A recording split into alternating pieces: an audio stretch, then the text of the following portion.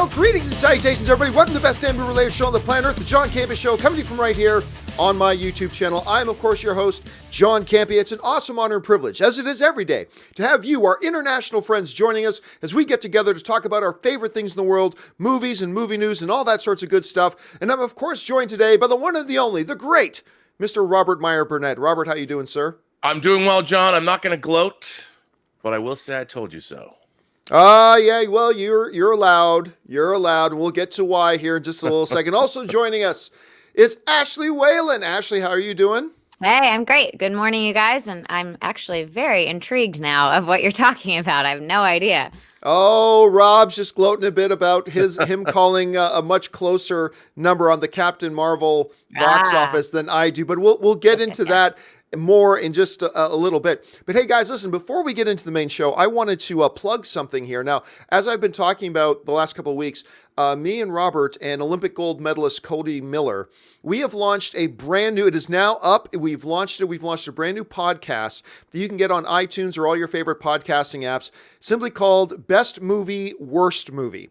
And the premise of it is really simple. We have a topic every episode, or a category, I should say, and then we discuss and debate what is the best movie of that category and what is the worst movie of that category. And we started things off in episode 1 with the best and the worst of the MCU. And we've got a new episode coming out this week, and I think this week's topic, Rob, is 80s action films. Boy, and I can't wait for that. I'm very excited about that. But listen, guys, you guys have overwhelmed us with your support because Best Movie, Worst Movie, we just launched a couple days ago. It debuted on the iTunes podcast charts at number 10. Wow. On the podcast charts. Whoa. And, so we were extremely excited about that. Now, that was the iTunes podcast charts for America. For the Canadian iTunes podcast charts, we actually debuted only behind Ellen. We debuted at number 2 on the Canadian charts, and in the UK, we debuted at number 5 on the podcast chart for the UK. So just again, guys, super big thank you to all of you who supported the show. And if you guys have not subscribed to it yet, again, you can find Best Movie, Worst Movie on any of your popular podcasting apps, even on Spotify, Google Podcasts, iTunes, whatever you, Podbean, whatever podcast app you use, just search for Best Movie, Worst Movie, and you'll find it. Subscribe, rate, comment, and thank you again, guys, for all your support. And Rob, it's off to a really good start, so we're really excited about that. It was a lot of fun, too. I was actually surprised when you first suggested. I liked the idea, but I'd never worked with Cody before, and what a great guy. I mean, I thought the podcast, I was surprised. We had so much fun doing it, and I'm glad that people seem to like it. Yeah, and thank you again, guys, for all your support on that. All right, before we get into our main topics, though, here today, there's a little thing off the top here. Now, Rotten Tomatoes has been facing a little bit of a conundrum.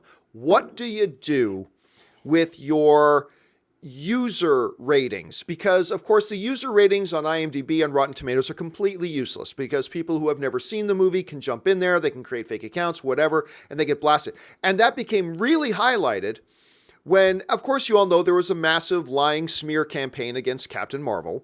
And within 1 day of Captain Marvel user ratings being open on Rotten Tomato, there were more negative reviews in 1 day than the total number of reviews that Avengers Infinity War got in its entire run. So clearly the system was being gamed. So Rotten Tomatoes recognized this, they pulled it down, all this kind of stuff. Now, Rotten Tomatoes is saying that they're trying to find a way now to update their system in such a way that you can have user reviews and make it somewhat more reliable. That is an honorable thing to do, but it's a tall order, Robert, to try to come up with something like that. So let me ask you this, Rob. This is clearly a problem. This goes all the way back. I pointed this out before, but almost 10 years ago, when IMDb had their user ratings, and I think the number 1 rated film of all time on IMDb was The Godfather. And The Dark Knight just came out. And there was this big organized, and The Dark Knight's awesome, but there was this big organized effort of people online trying to organize and say, everybody go to IMDb, not to upvote Dark Knight, but everybody go to IMDb and downvote Godfather. to knock it out of the thing. And it was at that point 10 years ago that I went, okay, so IMDb user ratings are useless because it can just be gamed. It's super easy and super simple like that. That's continued to be a problem.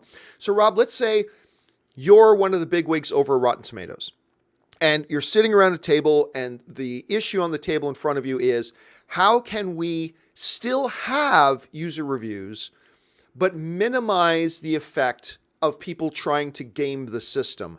What do you do? How do you propose they do that?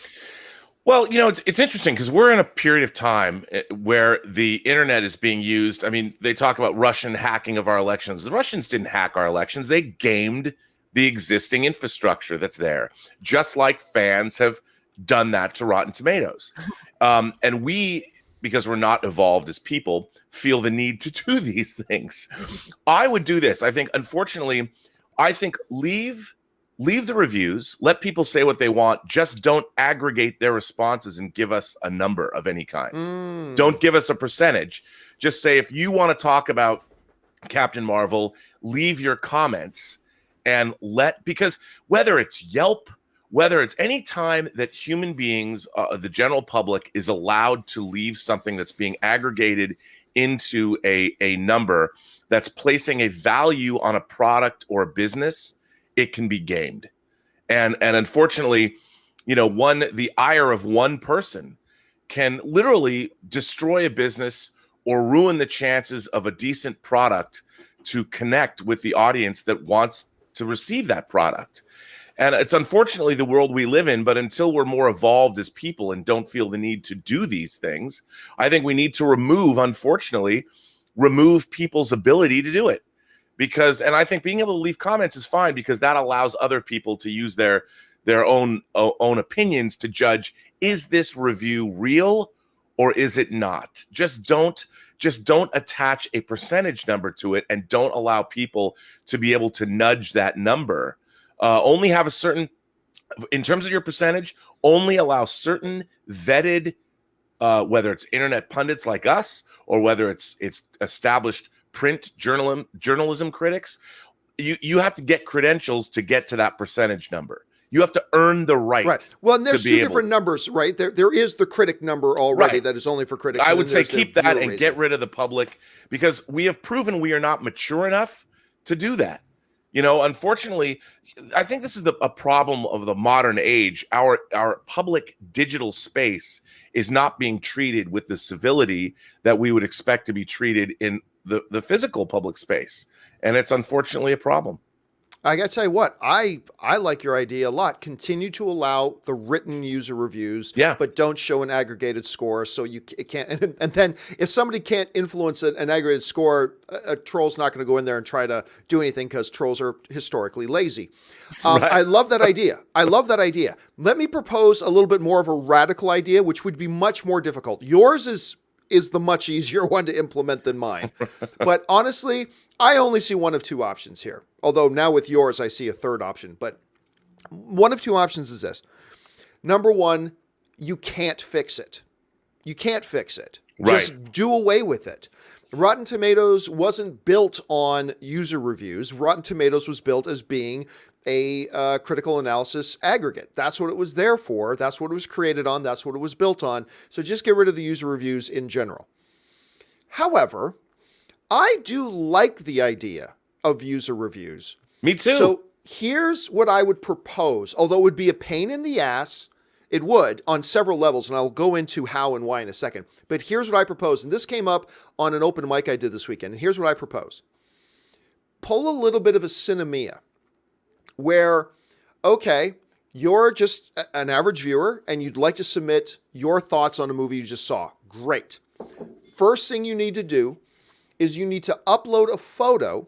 Cinemia has been doing this recently, and we can debate the merits of what Cinemia has been doing, but upload a photo of you holding your ID, showing that this is you. No more of these anonymous brave keyboard warriors. Like, this is me. So hold up a picture of you, not for public viewing, but just for Rotten Tomatoes viewing. So you hold up on the one hand a picture of you beside your face, and up on the other hand, holding up your ticket stub. Whether it's a physical ticket or your phone with your ticket code on it or whatever. Once you do that, you can then submit a review.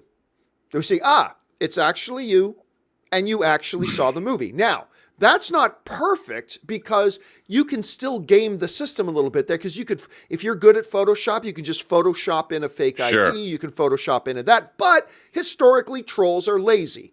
So it would reduce that number a great deal. Now, here's the problem with it. Number one, it is a big thing of effort to upload that picture. Secondly, it's effort on Rotten Tomatoes' part, because you've got to manually have somebody say, okay, confirm that this person is there, ticket, yep, confirm. This person's there, yep, confirm. You actually have to manually have somebody that's going through and confirming all these things. And maybe you could set up a system where once somebody has uploaded a confirmed picture once, their account never has to do it again. So you can just upload a review now from now on, or something like that. But I don't know. Again, that doesn't even make it perfect, because you can still game that system, but trolls are lazy. It will reduce the amount done a little bit. And but is it even worth it going to that kind of an extent? I just listening to you talk, I just came up with another idea. Hit me. Charge a fee. Ooh. Look, everybody wants their voice to be heard on the internet. Because trolls are also cheap. Trolls are cheap. One of the great joys, I mean, you and I, our channels get supported by people sending us in things like super chats, which is incredibly appreciated. It supports our channel, and it assures that someone's voice and their names are heard on the internet. Right. And I think a lot of the appeal of leaving a review behind at these websites is to do just that. Let your voice be heard. That's what's important. If they charged a fee, and I would make it a stiff fee, make it $50 a year. Oh, I thought you were going to say $50 something for per review. No. What? It's like $50 a year, and then have other viewers rate, because Rotten Tomatoes, it's a site owned by another company. They're paying the money to put it up. We're just using it for free. And if you're going to go vandalize someone else's property, which is what it is, if you're going to game someone else's, then if they charge for the opportunity, people have to be vetted, and then you allow other users to upvote or downvote your comments, then it's self-policing. You have to pay, and then you let other people do it. And then the people that have the lowest ratings get reviewed every month or something. I don't know. But if people were paying for the privilege to leave behind their voice and their opinion, maybe people would think twice before trying to spend their valuable time gaming a movie review or aggregation site. Isn't there better things to do in the world? So there you have it, guys. So Rob and I, in just about 30 seconds, we've come up. There's 3 options for you guys. One, just allow people to continue to leave written reviews, just no aggregate score. Number 2, have people verify their identity and verify they've seen the movie with a picture. Or number 3, actually charge for the privilege of leaving a comment behind, a comment and a rating on the site. There are probably 50 other options. I want to know, what do you guys think? You're in charge of Rotten Tomatoes, and you've been charged with the task of figuring out a way to update how we run the viewer rating system. What do you do? What changes do you make? How do you implement them? Jump down to the comment section below and let us know your thoughts, because I'd love to hear them. Like, I'm sure there's 50 other ideas better than mine and Robert. So jump down there. Let us know what you guys think. All right, with that down and out of the way, let's move on now to our main topics today. How do we select our main topics? Well, it's really simple. You guys select the main topics by sending us your topics and questions anytime, 24/7, by going to www.thejohncampeashow.com/contact. When you get there, you'll see a form. Fill out that form with your topic or question. Make sure you keep it to 90 words or less. Hit submit, and maybe you'll see your topic or question here on The John Campea Show as one of our main topics. With that down and out of the way, Ashley, what's our first email today? All right, guys, first one up is from I Only Get Likes. I like that name. Captain Marvel has already crossed 760 million worldwide. The movie is also pacing millions ahead of Hunger Games domestically. Sure, there's competition in coming weeks, but it's pretty much guaranteed to cross the $1 billion mark now. John, please keep underestimating Endgame so it can break even more records. Yeah. Yeah, I mean, look, I have underestimated how well Captain Marvel would do. I thought it would open at like 90. It opened at like 150 plus. I still think it's going to have a hard time getting to the billion, but now it's already at 600 or 760 million dollars worldwide after like 12 days, which is ridiculous. So yes, I have been underestimating Captain Marvel. Absolutely no doubt about that. There was even a point actually where I thought there was a chance. I thought that Shazam might actually have a bigger opening weekend than Captain Marvel. But then we saw Captain Marvel at 150 million plus. And so, well, that's not going to happen then. But still, let's keep this in perspective though, guys. Let's put this in context. How big of a deal is this? The film took less than a 55% drop in its second weekend. It dropped to like 54.6 or 54.7, something like that. It took under a 55% drop. Let's compare that. And now the film looks like it's pacing to join the $1 billion club, something I didn't think it was going to do. But let's take a look at this. When you compare these numbers to the other films in the MCU that are in that $1 billion club, Infinity War, Age of Ultron, Avengers, Black Panther, Iron Man 3, Captain America, Civil War. Look at this. Captain Marvel has a 54.8% drop from its first weekend to second weekend. Now, we don't know what the total of it's going to be yet. We're going to have to wait till it's done its run. But that compares very favorably to a movie like Avengers Infinity War, which had a 55.5% drop, and it made over $2 billion. Avengers Age of Ultron had a 59.4% drop, and it made $1.4 billion. The first Avengers film took a 50.3% drop, made $1.5. Black Panther was the best drop ratio out of all the Marvel films on the bigger end of the list. With a 44.7% drop, it went on to make $1.34 billion. Iron Man 3 took a 58.4% drop, going on to make $1.2 billion. And Captain America Civil War took a 59.5% drop, ending up at $1.2 billion. Out of all these 6 films, there's only 2 films that had a smaller second week drop off than Captain Marvel did. And that was not even Infinity War. It was the first Avengers movie with the 50.3 and obviously Black Panther with a 44.7. But it had a smaller second week drop off than Infinity War, than Ultron, than Iron Man 3, than Captain America Civil War. That's pretty impressive. That's not bad. It's not mind-blowing, but it clearly puts it on pace and it compares favorably to all the other Marvel films that have gone on to cross that $1 billion mark. That's an important number, I believe, to keep in mind. So listen, Robert, when you're looking at these numbers and you're seeing it made another like almost $70 million on its second weekend, most movies would kill to make $70 million on their opening weekend. Right. It's looking like Captain Marvel's going to make more money on its second weekend than Shazam's going to make on its first weekend, which I didn't think that would. I thought Shazam might make more money on its first weekend. How put this in perspective? What's your reaction to this? Like, how does this? Yeah, you totally expected this. I mean, obviously, I didn't. Do you think? And how do you compare this in the context of history when it comes to the MCU? This type of performance. Well, I read an interesting article that was talking about the second week uptick in the female. Like, me, I've always been talking about how there's this untapped female market for superhero movies, and I said that this is really the second one that women audiences have received in all of human history. And it was interesting. I read an article to that effect talking about how the female audience actually went up the second weekend. People are like, well, the male audience was 61% opening weekend. Well, yeah, because we're dudes and we go to see superhero movies. That's not something that we go to see all superhero movies. That's what dudes do. But to have the female audience and the people, I think traditionally the women that might not be particularly interested in hitting a superhero movie its opening weekend heard word of mouth, especially, again, moms and their daughters, and they go week number 2. And that's why it had such a strong hold. And I think the same is true of movies. Look, Black Panther was your first pretty much black cast, almost completely black cast. First time a superhero movie had been made like that. And traditionally, the members of the black audience who might not be interested in superhero movies hear from their friends who are, you got to go see this movie. We've never had a movie like this before.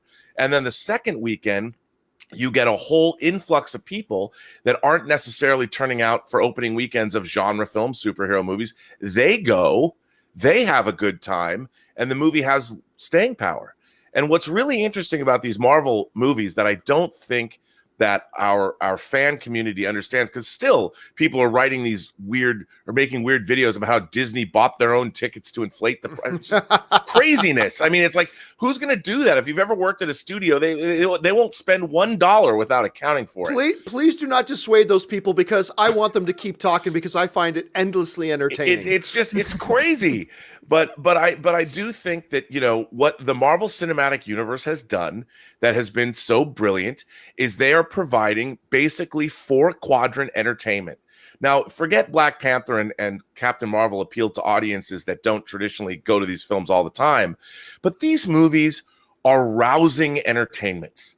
They're providing fun, and they're providing entertainment that you can count on. That audiences, hey, whether you like Captain Marvel and whether it's in your top tier of Marvel movies or your lowest tier of Marvel movies, it's undeniable that these movies are fun. They're providing entertainment. You know, they're popcorn munchers. Some are better than others, but for the most part, I have not been smiling at some point in every Marvel Cinematic Universe movie. And it's so funny to me now that 10 years in, everybody wants to find a way to poo-poo what we're getting. But what we're getting is beautifully engineered, well-done entertainment. And that's what movies are supposed to be. All right. Well, guys, listen, what do you guys attribute this success of Captain Marvel, its staying power, its small second weekend drop? Jump down in the comment section and let us know your thoughts. With that down and out of the way, Ashley, what's our second email today? All right, next up is from Mark Wallace. Greetings, Campea crew. With the first reviews for Pet Sematary coming out of South by, I wanted to ask this question. Looking at the incredible, shocking success it's achieved, is it possible that we're underestimating Pet Sematary's box office potential, and it could actually be the film, not Shazam, that wins weekend it opens? Yeah, Rob, we heard, of course, coming out of South by Southwest recently that there are some people saying that this is the best Stephen King incarnation ever. Some people are raving about this. Now, it's not across the board. It's not getting us ratings. Like, it's not holding 100% on Rotten Tomatoes or anything like that, but I think it's in the high 80s, really strong. When you look back at the success that it had last year, how big can Pet Sematary be? And as a side note, these are films that open on April 5th. I mean, that's something we got to keep in mind. Now, just so everybody understands what we're talking about, looking at the context, April 5th, we got 3 major films opening up. We got Shazam. Now, right now, Shazam is being projected to open at 45. I think that number is low. I think that it will exceed that number. I think it will do better than that. And now, how much bigger? I don't think it's going to make 145, but I think it's going to beat 45.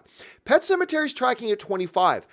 Some people might think that's disappointing, but this is an R-rated horror movie with dead children and dead pets. This is not a bring the family along to, like, even It's trailers look like a lot of fun. They like scary, yes, the clown and everything creepy, but it also looked like rousing fun. This looks like a really good horror film that may not have as wide as an appeal. And then we have Best of Enemies, which I got to tell you, I'm extremely excited about. Taraji P. Henson and Sam Rockwell. And I saw the trailer of this. It looked a little paint by numbers, granted, but when you got 2 performers like this in a movie like this, I'm quite excited. Right now, it's only projected to open to about $7 million. So, Rob, you're looking at this stuff. Do you think there is a chance that Pet Sematary could exceed these expectations that they're talking about right now? Do you think there's even maybe a remote chance that could actually win that April 5th weekend when Shazam opens up? What are you thinking about this? First of all, no, it's not going to win, because Shazam, again, is a family movie. You're going to have parents taking their kids. It's going to have a lot more audience. However, I think Pet Sematary is going to be a huge win because, you know, like with it, you had the old movie that, look, as much as I admire what they were trying to do, Pet Sematary is it's not that great. And Pet Sematary is by far the movie. Oh, the original movie. The first movie. I didn't love the original movie either. I didn't love it either. The book is still, to this day, one of the scariest books I ever read. I think it's by far Stephen King's scariest book. And it's, you know, it was notorious because he wouldn't publish it because it dealt with parents losing their children, and it scared even him. But I think, and having read the reviews coming out of South by Southwest and just looking at the trailer, horror has been delivering. People are loving, whether it's Annabelle Creation, whether it's It, whether it's Hereditary, whether it's the The Autopsy of Jane Doe, which, by the way, is a masterpiece, I think. There's been some great horror films, and I think the market for great horror is always there. And I think people are primed to see Pet Sematary. I think people like with it. They grew up seeing the miniseries. They grew up with the old movie. Well, not old for me, but the movie that came out in the 80s. I think this movie is going to be huge. I don't know if it's going to do $500 million huge because, as you pointed out, it's about dead kids and dead pets. But they've made some significant changes to the story to make the movie sort of open up a bit. I think this movie is going to be, I could see this movie grossing $150 or $200 million, but it's not going to do what Shazam does. No way. Ashley, let me ask you this. Now, you are, I think it's fair to say you are neither the hardest of hardcore comic book movie fans or the hardest of hardcore horror fans. You've got a weekend like this opening up, and you got a choice to go see, Shazam or Pet Sematary. I'm just curious, which one is like appealing to you a little bit more right now? Pet Sematary. Really? Yeah.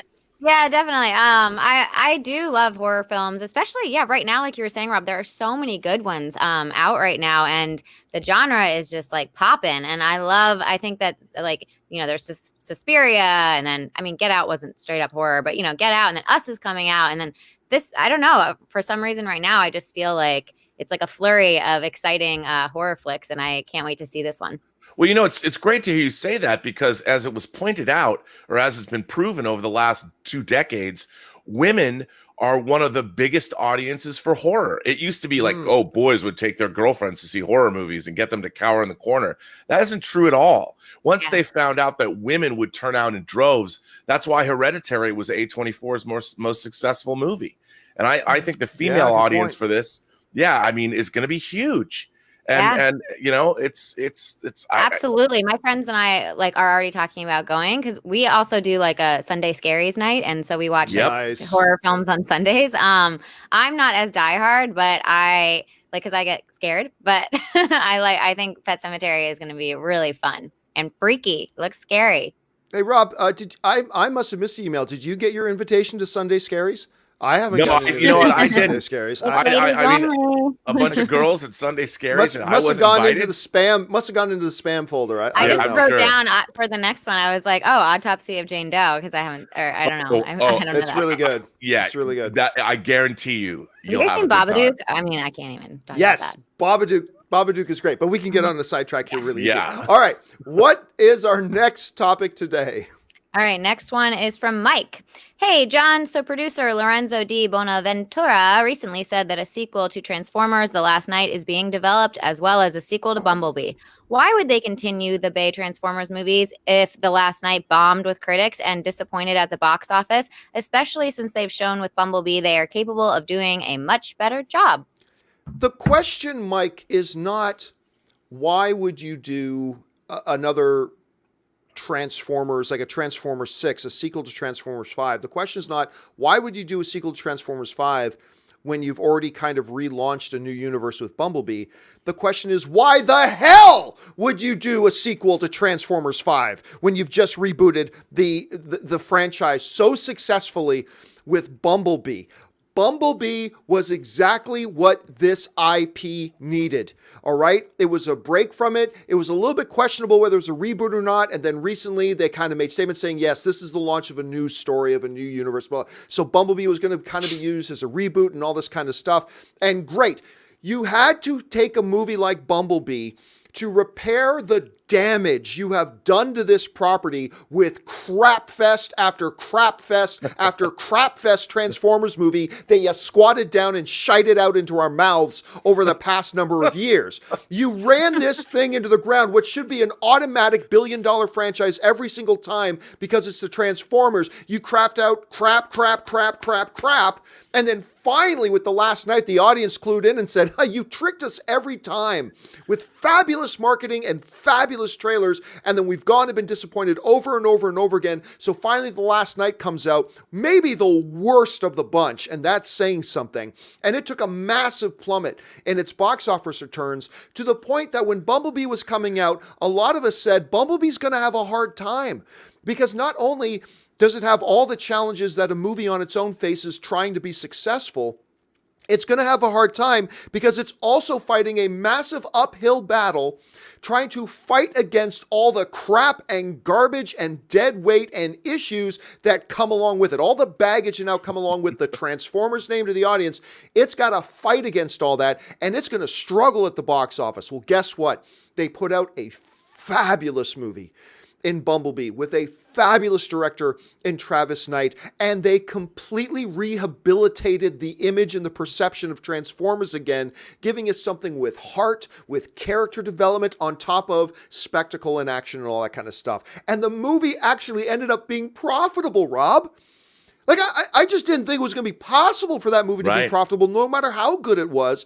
But it was so good and had such good word of mouth, it actually ended up being profitable. You are on the yellow brick road. You're heading in the right direction. For Lorenzo de Bonaventura to come out, who is great, by the way. I love Lorenzo de Bonaventura. Mm-hmm. He's a creative, imaginative producer. I don't love every movie he puts out, but he's a creative, imaginative producer who does some really quirky things.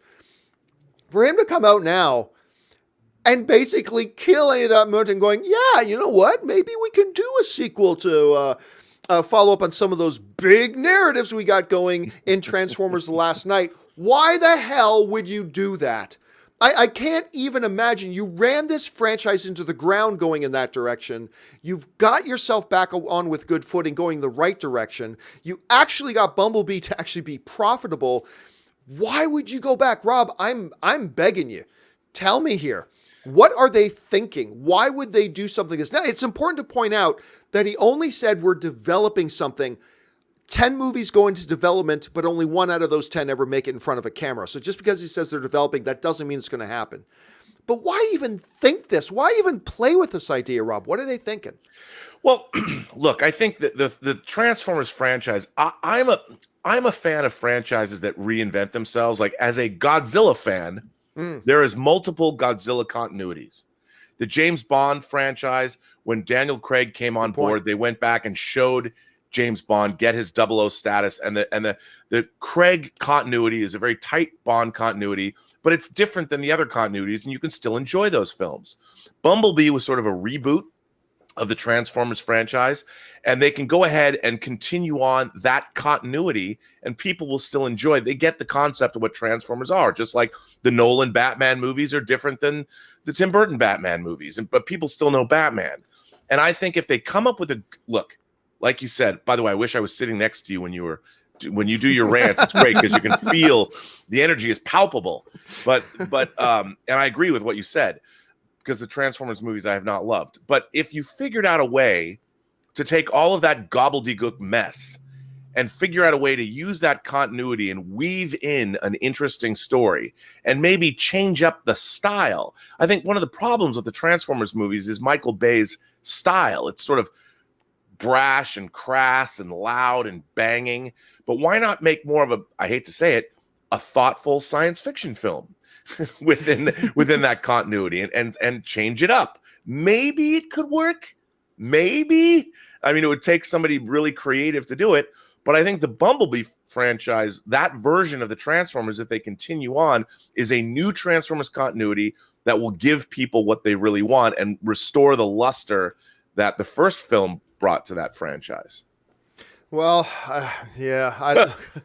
Look, hope springs eternal, man. It's just so confusing to me. It's like you screw something up and then you find a way to fix it and immediately start thinking, maybe I'll go back. It's like dating a horribly, terribly toxic person, finally getting out of that relationship, dating somebody who's pretty nice, and then you start going, maybe I should give the ex a call. Why? Stop what you're doing. And that's what it feels like Paramount has we're doing. Maybe we should call our ex. Well, maybe your ex gave epic action scenes. Yes, so you want to go, if you want to make that analogy, your ex had really great action scenes to give, and you want that as far as your film goes, but what you need is more compassion and a better story.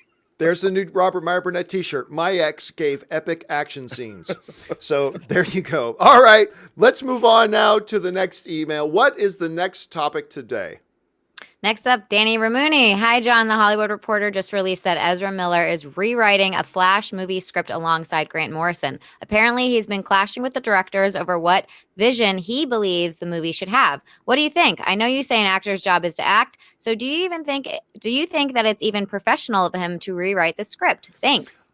All right, so let me be clear here right off the top. I have taken some criticism over the last couple of years because I really like Ezra Miller. And I really liked Ezra Miller as the Flash in Justice League. Now, Justice League had problems, but I liked Justice League.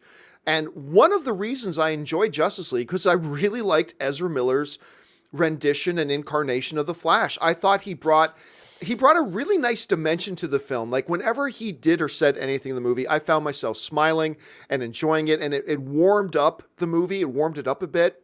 And I just really, really like him in the role. And I like his incarnation.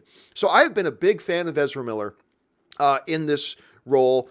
I just wanted to lay that groundwork. Now, just so everybody's clear on what it is he's talking about, it was announced a couple of days ago over the weekend that Ezra Miller wants to take a shot at writing the script for Flash. But John, didn't they already have a script? Yes, they did. But he wants to rewrite the script. And he's doing it with Grant Morrison, who's an iconic, legendary comic book writer. And by the way, is the creator of that new show, Happy. But he doesn't have a lot of what you'd call major motion picture screenwriting credits to his name. But still, he's going to do with him. That's a good pedigree to work with. Here's specifically the details. Now, this comes out of the Hollywood Reporter. The development of The Flash has been bubbled up from a clash. This development, I should say, has bubbled up from a clash of creative visions. John Francis Daley and Jonathan Goldstein, those are the directors of the upcoming Flash movie, who have been on board the project since January of 2018, have taken a lighthearted approach to the material and even hail from that sort of background with credits like Spider-Man Homecoming and Game Night. I love both those films, by the way. And as sources note, that is the general track favored by Warner Brothers, which scored a $1 billion hit with Aquaman by going the fun spectacle route and is seeing strong buzz on Shazam, which is wearing its superheroics is fun on its sleeve. Ezra Miller is said to want a darker take on the material. Okay, so here's where we find ourselves. Right now, we have the directors of the film who were brought on because they are lighter in tone. They know how to deliver a lot of fun, a lot of entertainment. They wrote Spider-Man Homecoming, did a great job on that. They directed Game Night, which I was extremely pleasantly surprised by. Which has darkness in it. Yes, which does have dark elements to it, absolutely. But it's still an overall very entertaining film. So they are the directors of the movie, Rob. They're the directors of the movie. And now they're having creative clashes with the actor, Ezra Miller, who I like and I enjoy. And he wants to go in a different direction.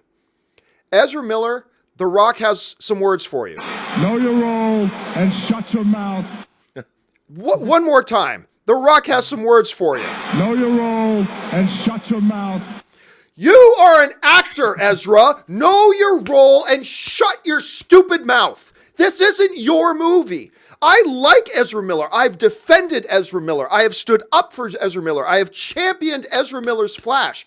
But you are the actor. This is not your movie. Warner Brothers brought in directors. They're the ones in charge of setting the direction of film. You're not.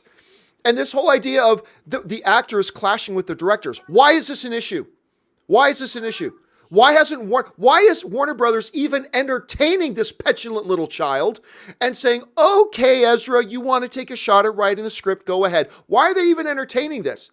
Warner Brothers needs to step in and say, hey, Ezra, you're a great performer. You bring so much life to these characters, but we hired directors. We hired people who are in charge of bringing this movie to life, and that wasn't what we hired you for. You're the actor. And if you don't want to do this movie, because it's not the movie you want, bye. We've got a lineup of 5,000 other talented actors out here who would kill to take on this role and play Barry Allen and be the Flash in a DC movie. We got thousands of other actors who would love to take on this role. You don't want to do it? Bye. And I'm a big Ezra Miller fan. I think this guy's great as the Flash.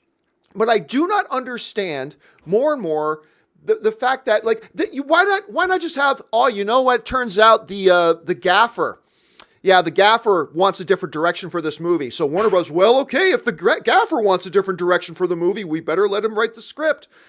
Like, this is ridiculous to me. This is absolutely ridiculous. They should not be entertaining this. They should just say to Ezra, look, Ezra, we've got directors. They want to go in a direction. And if there's a battle between the director and the talent, bye. So long. This isn't television where the actors have all the power. This is the movies. And if Warner Brothers hired on these guys and they've had success with Homecoming and they've had success with Game Night and they're building something that the report says Warner Brothers likes. Warner Brothers likes what these guys have put forward and the direction they're heading. Why on earth you would then capitulate to an actor who's been in the movies once, been in one movie. His face appeared for a brief second in Batman versus Superman, but he's really appeared as the character once and given him that kind of power. Ezra Miller. Know your role and shut your mouth. And I say that as a fan. I'm a fan, bro. I like you as the Flash. Just do the movie. If you don't want to do the movie, if you're so against what they're doing, then just back off.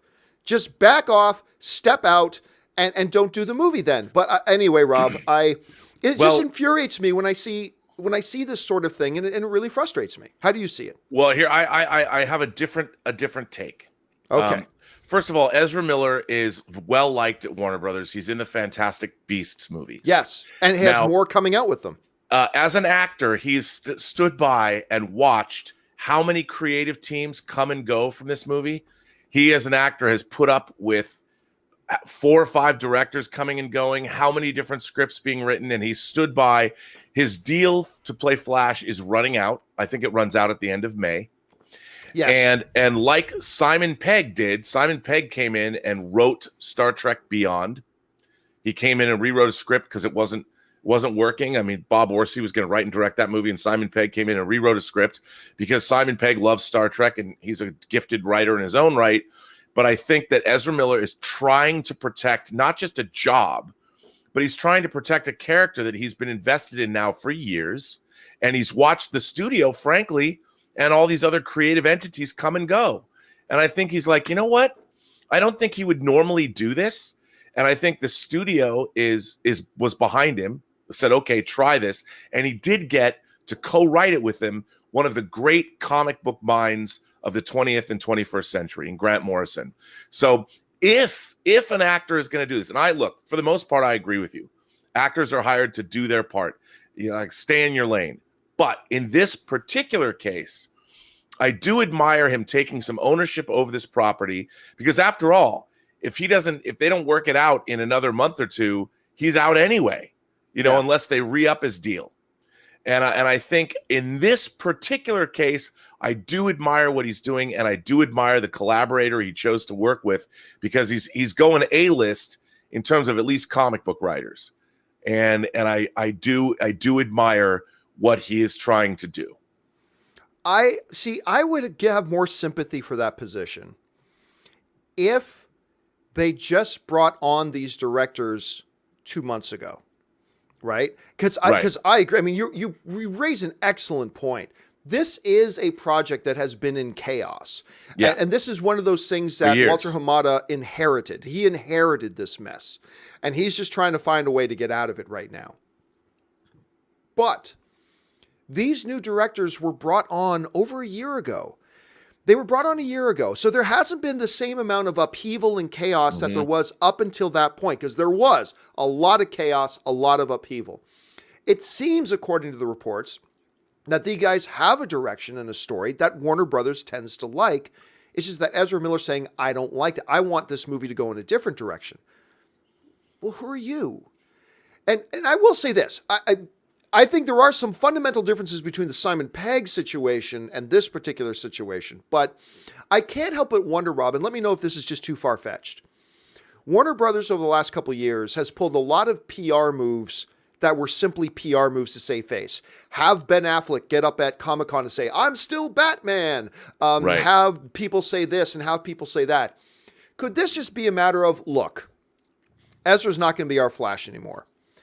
let's create a scenario where it looks like everybody can exit gracefully. Let's have Ezra say, hey, I had a creative vision and I'm going to write a script. And it's just at the end of the day, it's going to be them. We couldn't come together on a creative vision, so Ezra's going to move on. Could it be that it's a foregone conclusion already that Ezra's leaving this project, or am I looking too much into it? No, Which might be the case. I don't think so. I think, and you know what? I'll bet Ezra Miller and Grant Morrison aren't being paid to do this. And the studio is basically, if there's I think they are. I think it was reported that they're actually been paid to do it. But they don't have to be paid like an A-list screenwriter necessarily. And I think that in the case of this particular, again, I think this is an unusual situation. I think it's this particular project. They're like, well, let's see what they come up with. Sure, give the kid a shot. Can't be any worse than what we've already got. But then what do you do when Ezra Miller turns it in, and then they go, and oh, this isn't bad. And you got directors who have been on board for over a year now going, time out. That's not the movie we wanted to make, and that's not the movie we agreed to make. Then what do? You're going to go through another set of directors? Like, this is why I don't run a studio. Yeah. I mean, this whole, again, and I feel bad for somebody like Walter Hamada, who, again, this was a mess that he inherited. Because there's no denying that Warner Brothers and DC have been going in a much more positive direction lately. And like the whole narrative surrounding DC, which was DC, for a while, despite the fact that I've liked all the films. But now it's like, oh, the next DC movie. Like, they've changed the narrative. They've changed the identity of the franchise. They've changed their path of success. But there's still this Flash thing that's been causing them fits and headaches for years now that they just can't seem to put to bed. And I can't help but feel bad for a guy like Walter Hamada and all that. But anyway, however this turns out, Rob, I hope they get this settled soon. Because either just cancel it or move forward. I just don't know what to do. Look, I think, as I've been saying to you on this show, I think Shazam's performance is going to have a big impact on this movie. You've got two movies that then would have with Aquaman and Shazam that have provided great fun, great entertainment for the whole family. And I think that is going to prove that, look, this is the direction. Look, a Flash movie, how dark are you going to go for a Flash movie anyway? The Flash is about a guy who runs fast. When he doesn't run fast with a smile on his face, if you can run as fast as the Flash, you're going to be smiling. Your mouth's going to be closed because you don't want to get bugs in it. But still, it's going to be, the Flash is supposed to be a happy dude, sort of. Well, that's the one they've given us so far in the DC universe. But anyway, let's see how this all kind of turns out. Who knows? Maybe they turn in something and it's the next Dark Knight. Who knows? All right, let's move on now to our final message of the day. What is our final topic today, Ashley? All right, guys. The last one up is from Rain Man from Singapore. John, apparently Disney relented. It is rehiring James Gunn to direct Guardians 3, according to The Hollywood Reporter. I knew how you felt about Alan Horn's abrupt decision to fire Gunn after the offensive tweets, which he made a decade ago. What do you think are the reasons that caused Alan Horn to retract his initial decision? Fan pressure, or perhaps Kevin Feige has a play in all of this? I can't imagine how Alan Horn must have felt. Your thoughts? Well, I can tell. How Alan Horn must have felt. Alan Horn's the one who made the decision. So nobody made this decision over Alan Horn's head. You have to understand, Alan Horn does report to Bob Iger. Bob Iger is the supreme high lord and emperor of all things Disney. But Bob Iger also coaxed Alan Horn out of retirement. I mean, to come and run the movie division, all movie divisions, everything that happens at Disney, movie-wise, whether it's Pixar, Marvel, Star Wars, whatever, that's all Alan Horn. And you bet your ass Bob Iger leaves Alan Horn alone. Like, whatever Alan Horn wants to do, he'll back Alan Horn's place. He'll make the bigger overall strategic decisions for Disney as it pertains to how it goes brand-wide. But Bob Iger brought in Alan Horn for a reason. And look, for all the crap that I've given Alan Horn over his handling of this James Gunn situation, which he did botch, for all the crap I've given him, there's no doubt he's probably the best film executive in the business. And with all the credit that we give Kevin Feige, rightfully so, Kevin Feige's only been able to do what he's been able to do because of the overall direction setting and the support of Alan Horn. Without Alan Horn, the MCU doesn't exist the way we know it today. The lion's share of the credit goes to Kevin Feige, but without the guy over him, a lot of this doesn't happen. So full credit and big kudos to Alan Horn, absolutely, but he botched the handling of the James Gunn situation. So Friday afternoon, we find out that the reports broke and they've been confirmed. James Gunn, you guys have all heard this by now. James Gunn is coming back. He's going to direct Guardians of the Galaxy 3 on his own script that he had already written. And he's still going to do Suicide Squad 2, and he's going to do Suicide Squad 2 first. And then they'll commence production on Guardians of the Galaxy 3 after he's done with Suicide Squad. I've said this weekend on a couple of shows that, yeah, I'm excited that James Gunn's coming back for Guardians 3. What I am more excited about is now we've got one director working on a DC movie and a Marvel movie concurrently. I think that's amazing. I think that's exciting. I can't wait to see what James Gunn does with the Suicide Squad. I can't wait to see what he does with Guardians of the Galaxy 3. So that's all fantastic. What, though, was the thing that got them all back to the table and got them all talking again? Well, I think there was a couple of things. Number one, Rob, I think Alan Horn's knee-jerk, botched decision to just so quickly up and fire James Gunn and then communicated what I strongly contend was a lie in his explanation as to why. This whole charade they put on is like, oh, we never knew James Gunn tweeted edgy stuff before. Ooh, we're just finding out. Bull. That's all bull. That was 100% bull.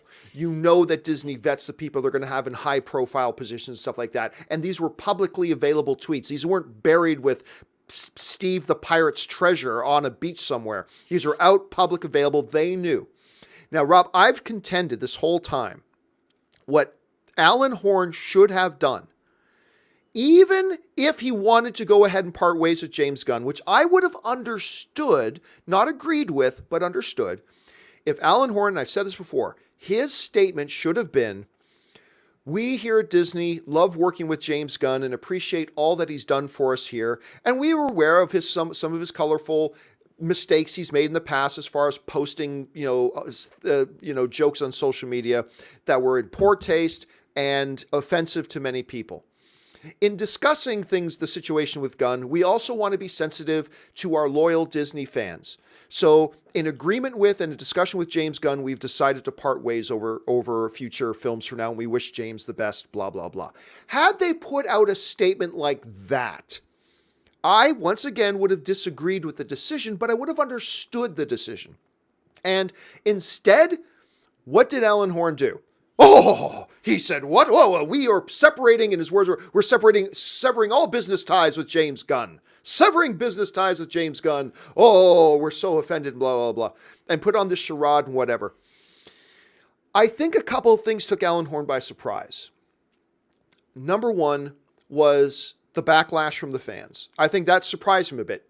Disney is not governed by how the fans react, but I think they were surprised by the backlash from the fans. But they had already made their, decree. We're firing him. Done. It's gone. He's gone. And then that backlash came. I also think he underestimated the backlash from the cast. Dave Bautista basically dragged Disney over the coals for months, attacking Disney, criticizing Disney, and basically getting on his hands and knees and begging Disney to fire him. Like, I don't want to make your movies anymore, Disney. Fire me. Fire me. I don't want to work with you anymore. And that puts Disney in a no-win situation. If we fire him, we look stupid. If we don't fire him and he's still on the movie talking crap about us, we look stupid. So they put themselves, and then the entire Guardians of the Galaxy cast put out this public letter that they all signed, including Vin Diesel, Bradley Cooper, Chris Pratt, Zoe Saldana, all of them signed this open letter that they put out to the public saying, bring back James Gunn. But Alan Horn, because of his knee-jerk reaction, had painted himself into a corner, and they couldn't do it. So what was it that brought them all back to the table? I think those things were lingering in Alan Horn's mind. The public backlash from the firing, the backlash from the cast. But I believe it started to get very real when they started to hear from other directors, and they approached other directors and started hearing, we're not going to try to step into James Gunn's shoes. Now, the official report is saying Disney didn't approach any other directors. I know, I can't say how, and I'm not the only one who knows this. There's other bloggers and YouTubers who know this too. We can't say how, but I can tell you for a fact, I know that's not true. I know Disney did talk to now it's never got to the point that it was in final negotiations or anything, but I can tell you for a fact that Disney did approach some other directors and they got turned down.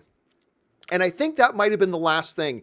So then when Alan Horn is seeing all that, and then the other key part here, I think, Robert, is as Alan Horn then looked back at how James Gunn conducted himself through this, which was perfect. You know, when they first fired James Gunn could have been very angry. He could have gotten on social media and said, screw you, Horn. Guess what? Everybody else is lining up to hire me. I'm going to go make some movies. They're going to bury your movies. He could have done that. But what did James Gunn do? He got on social media and said, hey guys, this is on me. I apologize for my past things. I decided to stop being that person a long time ago, making jokes like that. I've changed. I think the people who work with me today know that that's not me, but I respect and I apologize to Disney for the situation I put them in, and I respect everybody involved, and I'm going to just try to become a better person, right? That's how he handled it. And how James Gunn handled that situation, I thought was perfect. So I think all these things, the fan response was unexpected. The cast response was unexpected. Other directors' responses were unexpected. And the way James Gunn so classily handled himself, it opened up an opportunity, I think, for Alan Horn and Disney to go, you know what? Not only do we have an opportunity here to bring James back, but man, people are going to be happy if we do. All the positive buzz and the press cycle we're going to get on this if we bring him back is going to be outstanding. And I'm sure him and, as the report said, Alan Horn and James Gunn sat down. They met together a couple of times. I guarantee you it wasn't just James Gunn having to continuously apologize to Alan Horn. I guarantee you Alan Horn had to put out some apologies too for how he handled this whole situation. Because at one point, Rob, you remember this. I said, if I'm James Gunn, I don't come back to Disney the way they handled it and the way they got rid of him and threw him under the bus like that. But apparently they sat down, they hashed it out, they feel good about it. And now we've got one director directing a DC movie and a Marvel movie concurrently. And I think this is the best kind of situation we could have hoped for. Anyway, Rob, I've gone on about that far too long, but what do you see are maybe some of the key elements here that brought them back to the table together? What do you think led to this becoming worked out and solved? And what do you think about him coming back in the first place at all? Because you and I never had a chance to talk about this on Friday. Well, you know, after my Sunday morning squash game with Bob Iger, he and I go to Jeffrey's in Malibu, and I like to have a little lobster with some nice warm butter, of course, and a good salad. And I asked Bob, I said, you know, what happened here? And he basically said some of the things that you said. He said, look, James Gunn acted like a consummate professional, but as Bob pointed out to Alan Horn, he said, you know, Alan, if you kind of look at the two Guardians of the Galaxy movies, and if you look at Avengers Infinity War and now Endgame, James is a producer on Infinity War, and his characters, the Guardians of the Galaxy, are a big part of our franchise now. And if you just take the two Guardians movies and you take Infinity War, let's not even talk about Endgame, James is pretty responsible for $3.5 billion going into our coffers. And he just basically, if you guys don't live in LA, literally Disney is right up the street from Warner Brothers. And our boy James Gunn, who did nothing but well by us, has gone up the street now and is taking over a franchise for our distinguished competition. See what I did there? And do you want Warner Brothers? Do you want Walter Hamada to make $3.5 billion off our boy? Bob might have said something along those lines to me that he whispered in Alan's ear. And of course, cooler heads prevailed. And James Gunn is now back in the fold where I think he really belongs. The one thing, I love James to death, but Suicide Squad, while he might make it his own, Guardians of the Galaxy really is James Gunn. You know, Marvel offered him opportunity. They took him away from making movies like Slither and Super, and they really gave him an opportunity to make these films and flourish in the Disney environment. And if there's nothing else between the relationship with Jon Favreau that Disney has, the relationship with the Russo brothers Disney has, the relationship now with James Gunn that Disney has, Disney wants to forge long-term relationships with great filmmakers that deliver and make sure that they create the entertainment that Disney as a company and as a brand wants to make. And losing James Gunn was a huge blow to those plans. And James Gunn felt, I think, a loyalty to Disney at the time, and they didn't want to send that message. That was not the message that as a company they wanted to send. And I'm sure Alan Horn was being asked that question either by shareholders or by people who are involved in the business of doing this. The lawyers are like, James Gunn's still a producer on Infinity War. I mean, we're still paying the guy. And why are we letting him go to Warner Brothers? And they had to pay him a $10 million separation fee from his contract. Yeah, and James is going cha-ching all day. He got paid an extra $10 million for them breaking the contract. Then he signed a huge lucrative deal with Warner Brothers, and now he gets to sign a new lucrative deal with Disney. James is laughing all the way to the bank. Mr. Iger is a very, very good squash player. Just want to say I imagine that. And the bottom line is this is Alan Horn's decision.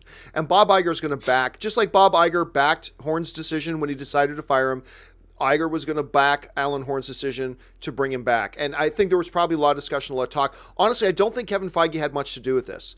No. And I'm sure Horn, after the fact, probably talked to Kevin Feige, said, "Hey, Kevin, would you like him back?" Yes! Yes, I want him back. You're supposed to be helping me shepherd the whole galactic aspect of MCU. Yes, I want him back.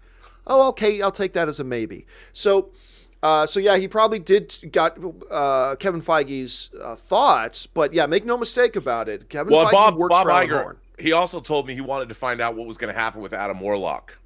Yes, which we're never going to find out until James Gunn comes back. So right. We'll have to see. Hey, guys, listen, what do you guys think about this whole James Gunn thing? Of course, we did a standalone video on this on Friday. You guys had a lot of thoughts. Have your thoughts changed or evolved? Jump down to the comment section below and let us know your thoughts. All right, guys, listen, we're going to go in and take some live questions in just a second. But before we do, we only have time to take so many main topics here. But there are a number of other things going on in the world of movie news that I want to make sure you guys are aware of. So we like to put together this little thing we call the movie news feed. Check this out.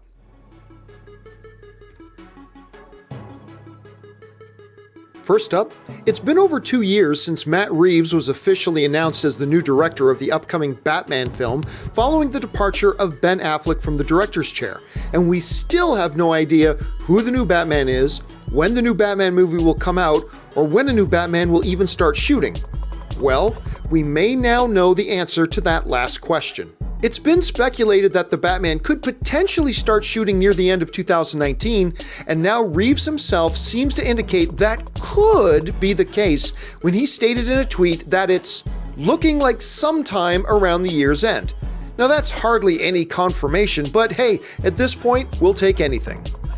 Next up, one of the films we've all been excited to see is Jordan Peele's follow-up film to his Oscar-winning Get Out, titled Us. The film is set to hit theaters on March 22nd, and it just recently played at the annual South by Southwest Film Festival in Austin, Texas, to absolute rave reviews. The good news for fans anxious to see the film is that the reviews have stayed, well, perfect. As of this recording, Jordan Peele's Us is holding a perfect 100% on Rotten Tomatoes, with 55 critic reviews already submitted. Peele's previous film, Get Out, flirted with the perfect 100% score until a couple of negative reviews floated in, landing the film at still a very impressive 98%. Could this get Jordan Peele on the Oscar stage again? We'll find out. Next up, we've known for some time that a Breaking Bad movie was in development for AMC and Netflix. The word has been that the movie will be a sequel to the conclusion of the series and that it would focus on the character of Jesse, who escapes and survives at the end of the finale. However, Jesse actor Aaron Paul has muddied the waters a little bit, saying recently that he hasn't even been talked to about the movie, saying the following: "Rumors are funny. I once heard a rumor that I was being cast as Han Solo. I haven't heard anything about the Breaking Bad movie, but if there is one and it comes together, I'd love to be a part of it. If it were to happen, yes, I would love to do it. In case you haven't caught up on the TV series, Walter dies, so it has to star Jesse." Now, I'm personally going on the assumption that Aaron Paul is playing a little bit coy here and that he is indeed starring in the new project, but I guess time will tell. Next up, as Captain Marvel continues to dominate the box office, Marvel President Kevin Feige has hinted again that as we move forward in the MCU after Endgame, we're looking at a new leader, and that leader is Captain Marvel. Feige said the following: "When we found out that Brie Larson might be interested in joining our world, we had a number of meetings. She was a huge fan of the character in the comics. One of the highlights of my career at Marvel was introducing her at Comic-Con and having her come out on stage and stand there with literally almost everybody else from our movies. There she was at the forefront, and it was a great foreshadowing, not just for how audiences are going to embrace Brie as the character, but also for how Captain Marvel is about to take the lead and be at the forefront of the entire cinematic universe." Now, Kevin Feige wasn't specific if that meant she would literally be the leader of the Avengers or just a figurative lead character of the universe, but either way, you can bet that we're going to see a whole lot more of her in the future. And finally, one of the most celebrated films in the illustrious career of Tom Hanks, Forrest Gump, is officially getting a remake. Except it's a little bit different this time around. You see, instead of Hollywood remaking a celebrated film from another country, this time another country is remaking a celebrated Hollywood film. From The Hollywood Reporter, Indian superstar Amir Khan will star in a Bollywood remake of the Tom Hanks starring Oscar-winning classic Forrest Gump. The Hindi-language film will be entitled Lal Singh Chadha and star Khan in the lead role. It will be directed by Advait Chandan, who helmed the actor's 2017 musical drama Secret Superstar. La Singh Chadha will be produced by the actor's banner Amir Khan Films, along with Viacom's Indian unit Viacom 18 Motion Pictures. I expect to see an elaborate dance number around the whole "life is like a box of chocolates" speech. And that'll do it for today's installment of the Movie News Feed. And now you guys are all caught up to date with all the stuff going on in movies. Were you as entertained by listening to me trying to pronounce the Indian performers' names? Because everybody knows I'm the worst in the world at trying to do name pronunciations. Anyway, a Bollywood remake of Forrest Gump. That's going to be interesting to see. Okay, with all that stuff down and out of the way, guys, it's time for us to go over to the live questions. So, Ashley, what questions have been sent in today? Well, that's you and me both, John, on the pronunciation. It's tough out there, guys. All right. First one is Tim Hortons better than Starbucks. Remember watching Transporter when I was 7, inspired me to buy a new Audi, made that dream come true 14 years later today. Films can inspire, no doubt. Absolutely they can. I mean, like, the whole reason my dream car is like a 1969 Corvette Stingray is because, you know, there's a particular show that had it and I'm like, oh, I want to have that. So make no mistake, like these like item placements, publicity marketing placements, they're effective and they work. And I remember actually, I think it was 24, this one season they were using like HP monitors. And when I went out and bought my next monitor, I just realized, oh yeah, I bought an HP, probably because that was planted in my head. So we're kind of pathetic that way, but yeah, that stuff can actually work. All right, what's next? Zach Bartron, after Jurassic World Fallen Kingdom's ending, where would you like to see them take the story to conclude this trilogy? Oh, I have no idea. I'm one of these guys, you know, Zach, that you've heard me talk about how I try not to play the game anymore of what should they do next? Like, I'd rather just watch to see what they do. I don't know, but I do think it's time to end this thing. You know, I enjoyed the last Jurassic Park, or well, technically Jurassic World movie. I enjoyed this last one. I probably enjoyed it more than any other Jurassic Park movie I've ever seen since the first one. The first one was clearly the best. But I don't know. But whatever they do, I think they just need to wrap it up. I think they need to wrap it up and bring it to a close. Rob, what do you think about that? Well, I want to see the Jurassic Park movies evolve eventually into the old dinosaurs sitcom. You know, the talking dinosaurs that the Hensons Not the mama. did. Yeah. You know, I would love to see us finally, where there's no human beings left on the planet. It's all intelligent dinosaurs. The human beings have been taken over. The dinosaurs, they evolved. Humanity evolved So out. it's Planet of the Apes with dinosaurs. Planet of the Apes with dinosaurs. That's what I want to see. A million years in the future. Why not? Or a dinosaur western, where all the cowboys are actually riding dinosaurs. You know, maybe it's a post-apocalyptic landscape. There was a dinosaur war, nuclear Wasn't there winter. like Dino Riders? Wasn't there like a property called Dino Riders for a while? I mean, you know, make them soldiers. Maybe a cross between The Hurt Locker or Apocalypse Now and Jurassic Park. Love it. All right, what's next?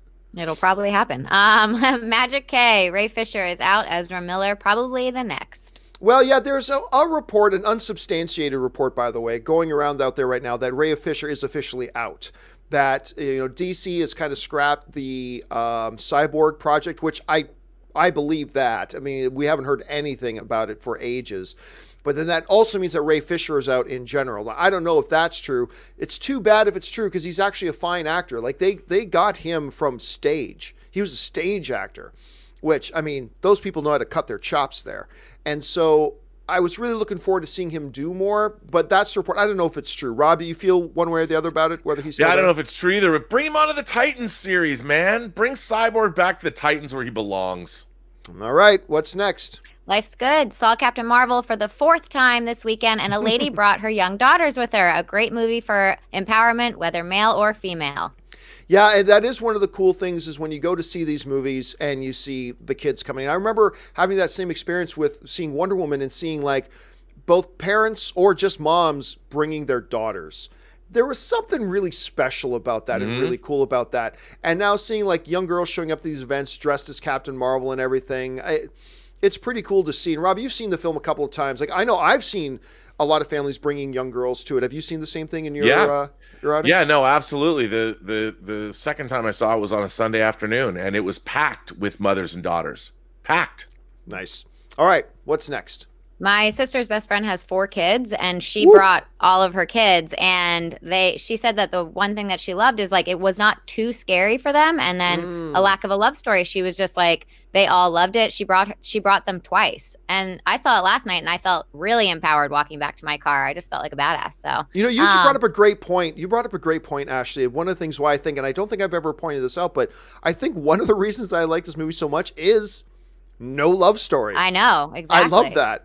Mm-hmm. All right. Yeah, what's next? I do too. She doesn't have time for that shit. All right. Conjecture. Sorry, crew. Looks like Wonder Park overperformed and Captain Marvel didn't cover the 60 million. But if the actuals hold up, you'll hit your over 84 million total pick. All right. So yeah, Fanjecture is this. It's kind of like it is a better version of the what's it called? What's the movie league called again? Film Movie League or something like that. Anyway, Fanjecture is basically a better site of that. And one of the things was the spread between Wonder Park and Captain Marvel. I thought it would beat the spread of 60 million. It didn't because Wonder Park came in at about 14, which is not good for a movie that cost north of $100 million. But I didn't think the movie was even going to make 10 million this weekend, and it did. So it did kind of overperform on that level. All right, what's next? Luke, 1, 2, 3, 4. The apocalypse happens and you have to fight against one type. Which do you choose? Aliens, dinosaurs, robots, or zombies? Easy. Zombies. Every zombie show or movie I've ever seen, the zombies look incredibly easy to beat. Like when you watch, I remember one of the things I used to roll my eyes at Walking Dead was like two of the survivors are going to a town to find supplies, and then they get surrounded by 200 zombies. But it's just like, okay, and they each have like one gun. Bang, bang, bang, bang, bang, bang, bang, and all the zombies drop and whatever. I'm like, how did a fully armed military, not with automatic weapons, not be able to take these guys out? I'll take the zombie one because I think that would be the easiest one to survive. What about you, Rob? Me too. I mean, look, the problem with any zombie apocalypse is that it's other people that's your problem, not the zombies. The other people always trip you up, and then the zombies come and get you. Yeah. Or as the famous saying go, in the zombie apocalypse, I don't have to outrun the zombies. I just have to outrun you. Okay, Right. So what's next? Luke Woodward, the last 5 minutes of Black Klansman were really hard to watch. I didn't know that would be there. I loved the last 5 minutes of Black Klansman, and I agree, it was very hard to watch.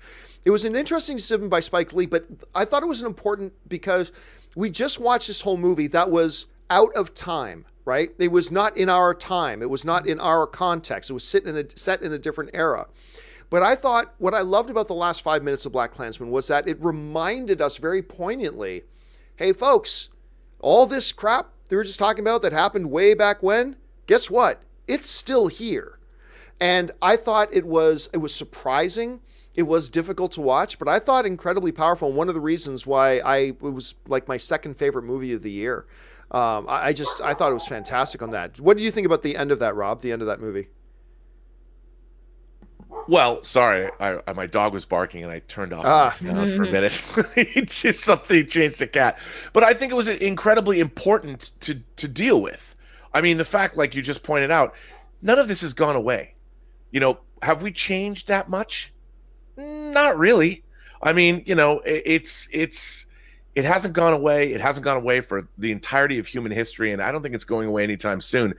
But the message can be, we can always be better than that. By the way, I apologize. My dog is howling. But I do agree with you, Luke. It was hard to watch, but in all the right ways, sort of. All right, what's next? Yeah, it really made it hit home.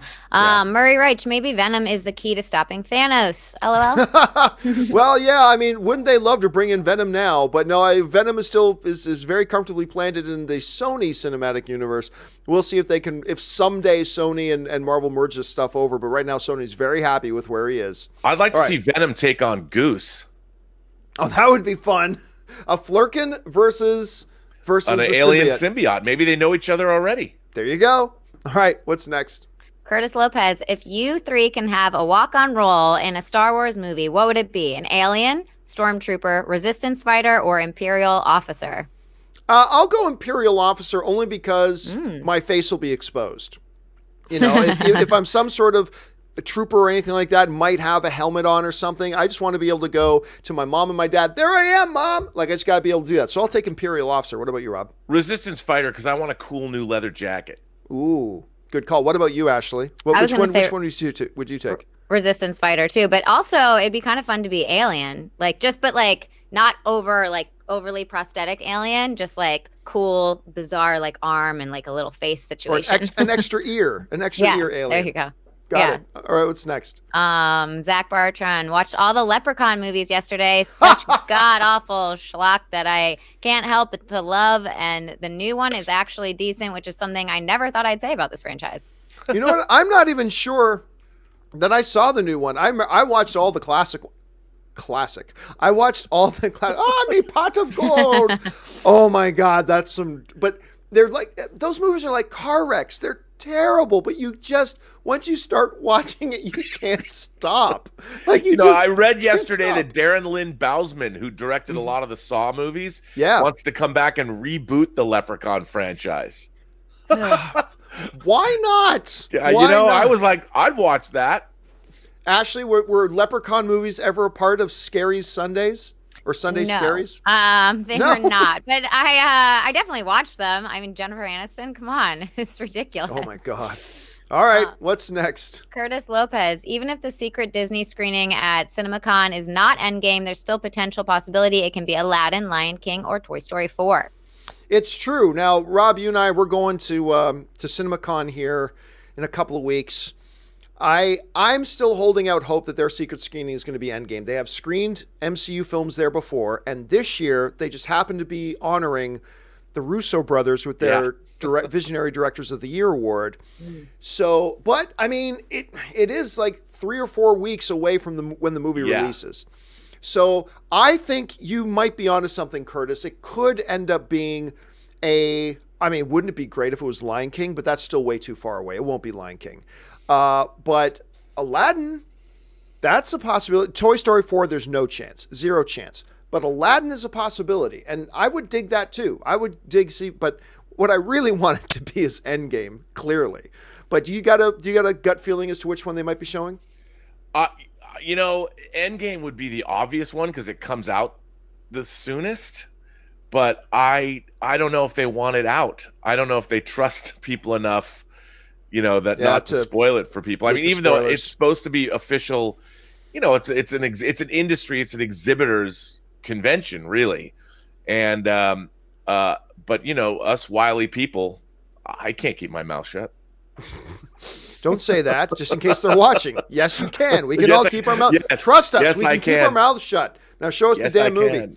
All right, what's next?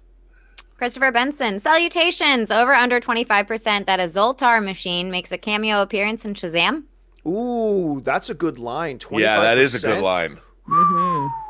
Because I believe somebody was asking before if there might be a Chuck reference in it.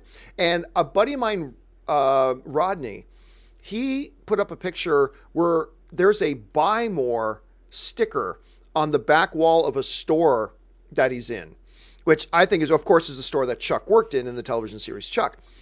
a Zoltar machine as an homage to Big. Ooh. You know what? I still think 20. I think there's a chance, but I think 25 is a little high. I'll take under the 25%, but I do think there's a chance that could pop up. Rob? Yeah, me too. Although it is kind of weird because it's not an homage to Big.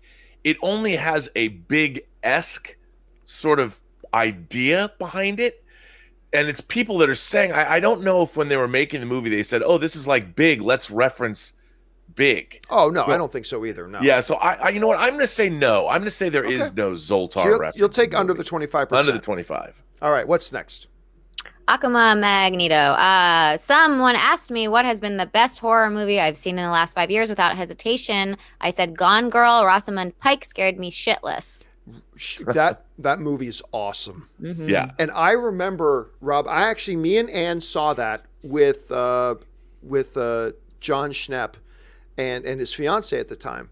And we all went to watch that. And I remember we walked out of that movie and like both Schnepp and I were looking at our ladies and going, you're not like going to kill us in our sleep, right? Like it was so disturbing. For me, my favorite horror movie of the last 5 years, you know what? This is not going to be popular. Up there would be Hereditary. Yeah, that would be up there. I did love it. I don't really classify, maybe I should, but I don't really classify A Quiet Place as a straight up horror. I loved Lights Out. I loved Lights Out. I like it more than most people do. But of course, based on the short film that he put up on YouTube and then turned into a feature film, and he's gone on to bigger things now. But I love Lights Out. What would you say might be your favorite of the last 5 years, Rob? I think my two are The Autopsy of Jane Doe and The Witch. I love The Witch. A lot of people didn't, but I really like that slow burn, creeps into your soul kind of horror. But you know, Gone Girl, I read the book before I saw the movie. I read the book when it first came out. And even the book, I was like, wow. Yeah. You know, there's a twist in it. When you get to that, I'm like, I didn't see it coming. You know, and the way it works, they did a great job doing the same thing in the movie. And I loved it. I loved Gone Girl. The book is so good. If you guys haven't seen the movie, read the book first because it will blow you away. You will really not see it coming. And oddly enough, I really liked Tyler Perry in that movie.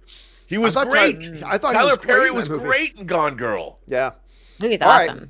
What's next? Metal Vegan. Hi, John and Rob. Who wins in a hockey game? Chiefs from Slapshot or the Mystery Alaska team? A fabulous question, Metal Vegan. I love that question. I'm going to go with the Mystery Alaska team. Chiefs. The Chiefs are great, you know, old-time hockey, eh? But I'm going to go with the Mystery Alaska. You're going to go with Chiefs. I would love a movie that just showed that game. I would love to see that game.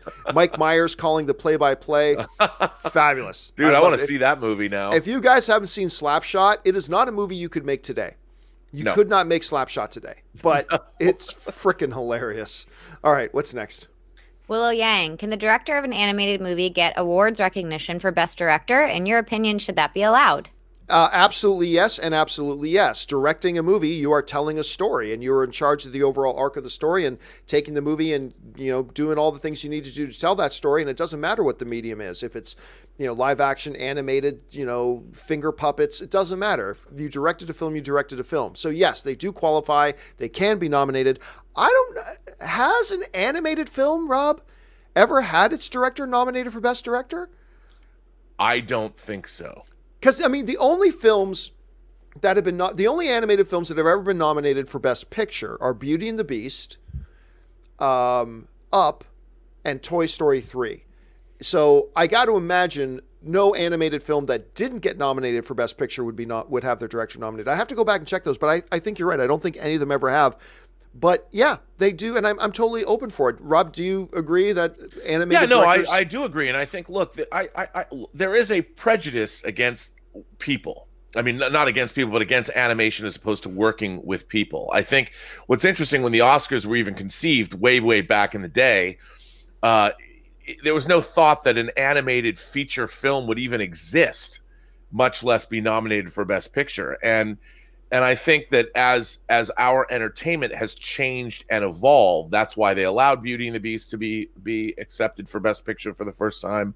Things change. The perception of art changes. So, but directing a movie, you're still calling the shots. A director is still he's filtering, or she's filtering the story through their intellect, their mind. I mean, they have to keep it all straight, and they're in charge of what's going to come out on the end. So, absolutely. All right, what's next? Danny Cortez saw Christopher Robin. Very nice and sweet film. It's a delightful little movie that I enjoyed very, very much and totally deserved its Oscar nomination for Best Visual Effects. A little odd of a first act, but once you get past the first act, it turns into just a delightful little film, and I enjoyed it very much. All right, what's next? Murray, check out Deadpool Invades Endgame trailer. Funny. It is funny. It's not the best I've seen, and I've seen better Deadpool stuff, but yes, if you are curious to see it, check out on YouTube, look for Deadpool Invades Endgame, and it is clever and some very good compositing work, as a matter of fact. Yeah. But go check that out. It is pretty fun. All right, what's next? Topher rocks. Thor saying, "Bring me Thanos," and jumping in the air and wrecking shop with Stormbreaker is one of the best moments in MCU history. I get chills every time. Rob, without a doubt, it is the scene in Endgame that consistently, of all the times I saw it in the theaters, consistently got the biggest pop. Thor showing up, "You guys are screwed now," and then leaping into the air, "Bring me Thanos." It's like, oh my God. No, it's like, great. It is like at least for me, biggest pop. Like, what was the biggest pop you got in the theaters you were in? Because for me, it was always the Thanos part.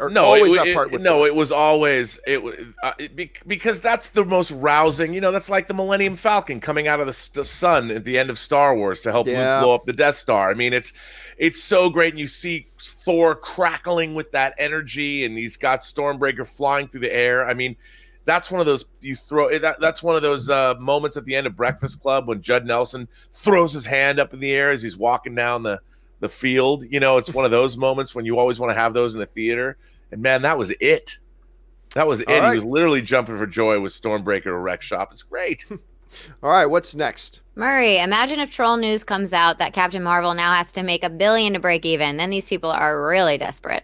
Oh, look, it's like I said, it's gone past the point of being sad. Now it's just pathetic. But I don't want them to stop, because I do find that level of ignorance endlessly entertaining. So I kind of hope they keep doing it, as a matter of fact. All right, what's next? Cinematic Galaxy. Bran Stark looks like he's Ashley's little brother.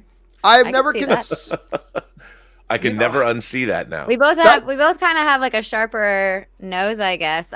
He went through an awkward stage, but I think he's out of it. So is Bran the three-eyed raven now? Is that Yes? Okay. I'm gonna have to look at a side-by-side picture later. I'm gonna have to look into that. Or is he the Night's King?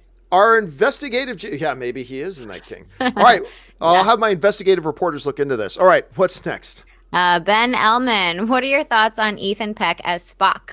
Okay, so we'll keep this short. I like him very much right now. Rob, tell me why you disagree.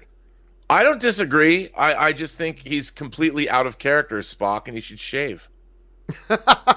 Although I did like the jokes they made about the beard. I thought that was kind of funny. All right, what's next?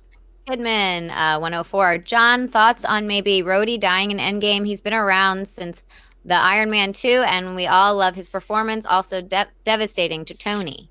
Well, actually, technically, Rhodey's been around since Iron Man 1. Yeah. As Don Cheadle, which one of the great introductions in dealing with a change of actor, because, of course, it was the Empire actor who played him in the first Iron Man. The lead actor of Yes, and I'm Empire, drawing a blank on his name right now. Why? He's a great actor. Why am I forgetting his name? Anyway. But when they changed actors in between and went to Don Cheadle, and the very first time in Iron Man 2 that Don Cheadle appears on screen as the new Rhodey, Tony goes, "Oh, you're here." Howard? Yes, Terrence Howard. Thank you. Who was great. I loved him as Rhodey. But they had the off-camera drama. They made the switch to Don Cheadle, and I love Don Cheadle as well. And Don Cheadle pops up on screen for the first time in Iron Man 2, and he goes, "Oh, you're here." And Don Cheadle goes, "Yeah, this is me. I'm here. Get over it." And then it was a message to the audience, like, "Yep, just acknowledging I'm a different actor. It's me. Let's move past it and let's go on with the movie." It was a great way to handle that, and I always kind of love that. All right, what's next? Apex Caliber. Hey, John and Rob, if the MCU had all its characters from the start, how would you have wanted the phases to go? Don't What do you really got? care. I say don't change a thing. I mean, it clearly worked. What they did Yeah. clearly worked. So I really wouldn't care how their phases should go in whichever way Kevin Feige thinks would be the best way their phases should go. But part of the And reason, well, it worked because they introduced the characters individually. And if all the characters were there at once, they wouldn't have had the foundation that they built on to make the whole universe work. I don't know about that. I don't know about because the example I bring up a lot is like let's look at look at Star Wars. You know, Star Wars didn't need a Luke Skywalker origin film and then a Han Solo origin film. No, then it didn't an Obi-Wan because Kenobi, or Guardians of the Galaxy. Guardians of the Galaxy didn't need a Star-Lord origin film, a Gamora origin film, a no, Groot but origin film. you still needed to know. I mean, I think that part of the reason of the success is that you had those individual films first, so you could really get to know who those characters were. And yeah, they could have done an ensemble film, but would it have been as successful as a universe? Would the MCU be where it is today if you didn't love Tony Stark? Making Iron Man 1 that first movie was really the key to their success. Was focusing on Tony Stark's story. I used to think that. I don't buy it anymore. To me, it was just like a lot of people say, well, you know, DC, they weren't as successful because they didn't start with individual films. I say no. I don't believe that anymore. I now believe it's because Marvel made better films. I mean, if people loved Man of Steel the way they should have loved Man of Steel, but they didn't, and I'm fine with that. But if people loved Man of Steel the way they loved the first Iron Man, if people loved Justice League the way they loved Guardians of the Galaxy, if people loved Batman versus Superman the way they loved insert any name of any Marvel film here, then we're not discussing why was Marvel more successful than DC. To me, it wasn't about the formula of going with individual films first, because I think we've seen enough that have kind of dismissed that. And I think Guardians of the Galaxy is a great example of that. We all fell in love with Drax and Star-Lord and Gamora in a team-up movie, right? But the thing is, they're called the Guardians of the Galaxy, as opposed to, you know, Iron Man, Captain America, and Thor are beloved characters that have their singular stories and their singular runs of comics. And I think that we needed to get to know those people. I mean, Tony Stark's epiphany in Iron Man is the core of the entire MCU. You know, I'm not going to be this way anymore. I'm not going to make weapons. Stark Industries has been war profiteering, and I have been on the wrong side of history, and I'm going to change. And that's how the entire Marvel Cinematic Universe has gone. It's really all about, in a way, Tony's entire story, putting an armor around the world. And I think it's going to reach its culmination in Endgame because it has that foundational underpinning. But you could have done that if he was in that movie with other characters. Because look, it's still a team-up movie. It's not just Robert Downey Jr. on screen by himself. He has Rhodey, he has Pepper, he's surrounded by other characters as well, and he's the lead, but he's surrounded by other characters. And if those other characters happen to have been Bucky or Black Widow or whatever, much like it was in Iron Man 2, I still think you could have accomplished that and still gotten that message. Because I agree with you 100% that that foundation had to be laid, but you could have laid that even if it wasn't just his own standalone film. But I don't know. But would it have been done as well? Maybe better, maybe worse. I guess we'll never know. You could be right, though. All right. Well, what happens if they unsnap it and history's changed and we forget the previous 22 movies? That would be disappointing. All right. What's next? Zachary Buckler, The Order, Netflix, is good and worth a watch. Not great, but it has some hilarious quotable lines. Next on my list, Umbrella Academy. Yeah, I think you're going to enjoy Umbrella Academy, Zach. I have not watched The Order. I keep looking at the trailers. It looks good. What's the basic idea? I don't know, but it's got werewolves and monsters, and there's some school. Oh, that one. And Yes. It's got some culty elements in it, and I love it. Anything with a cult, I'll watch. I think you're going to enjoy Umbrella Academy, though, because I think Robert and I both enjoyed that one. Yeah, check it out. All right, what's next? Johnny 5. In my opinion, Captain Marvel wasn't very good. I was bored and the Skrull costumes were silly. I kept waiting for Ben Mendelsohn's mask to peel off like Alan Rickman in Galaxy Quest. Now that's a good movie. Galaxy Quest is fabulous. There's no getting around. Galaxy Quest is all sorts of awesome. I can watch that 1,000 times. Alan Rickman for the win. But hey, you know, that's the thing. Not every movie's for everybody. I mean, a lot of people are loving Captain Marvel, but not everybody will. And that's the beauty of the subjectivity of film. You know, my wife didn't love Captain Marvel. She had a really good time. The first time that she saw it again, it's like, yeah, I'm not sure how I feel about it. And so it's not for everybody. It's certainly not. There are going to be people who just, watch the film and it doesn't work for them. A lot of people it is working for, but that doesn't mean it's going to work for everybody. And just because a lot of people love it doesn't mean you have to love it either. Yeah. So that's totally cool. No worries about that. All right, what's next? Never mind. I still don't get likes. The Ashes song should have played during the snap scene in Infinity War. First of all, the Ashes song should have been nominated at the Academy Awards for Best Song. That's Celine Dion. Can beauty come out of that? It's a great song, and it fit the movie so great. But you're right. It totally would have fit great as Spider-Man was dying if all of a sudden that Celine Dion song, Can Beauty Come Out of Ashes? That would have been absolutely perfect, Rob. I think it just would have been like the cherry on top for the whole Dude, thing. I just love hearing you sing because it just reminds me of your song and dance man. We got to do a musical episode of this show one day. I have done that. I lost a bet once.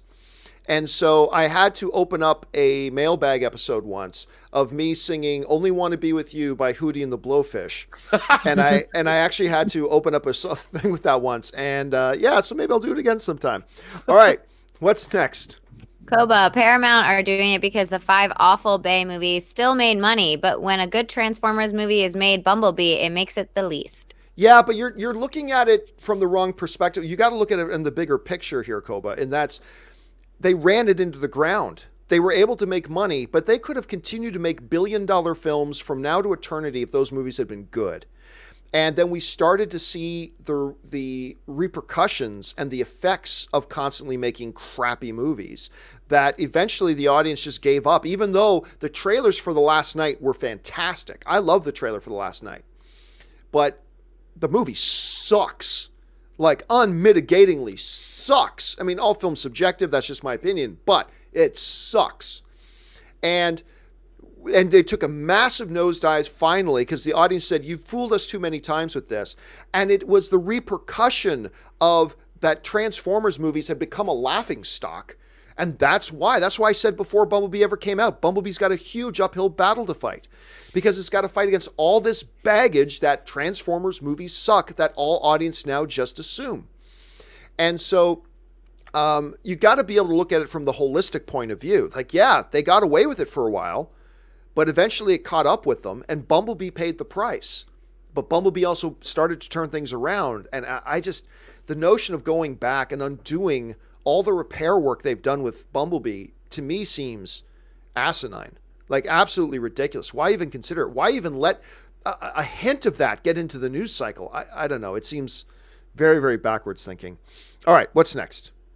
Mr. Glorious One, Captain Marvel, 750 plus worldwide. Suck it, trolls. Yeah, a lot of very unhappy people that it's doing so freaking well. All right, what's next? All right, we got TNS93. Are you doing Game of Thrones recaps this year? Is Rob invited? Rob is not invited. Rob, I'm sure, is going to be watching them at home with huge smiles on his faces. But yeah, me, Ann, and Kaori will probably be, because we all watch them together. Me, Ann, and Kaori, we watch the Game of Thrones together when it's on. So we'll do recaps immediately upon when those shows end. I'm sure Rob probably do his own recap as well at some point. John, I just want to break in here. We have some huge news that just broke. Okay. Warner Brothers chairman and CEO Kevin Tsujihara is out. He's out. Exits. Wow. I mean, obviously, this has out. something to do with all the controversy with the actress he's been having an affair with and blah, blah, blah. Wow.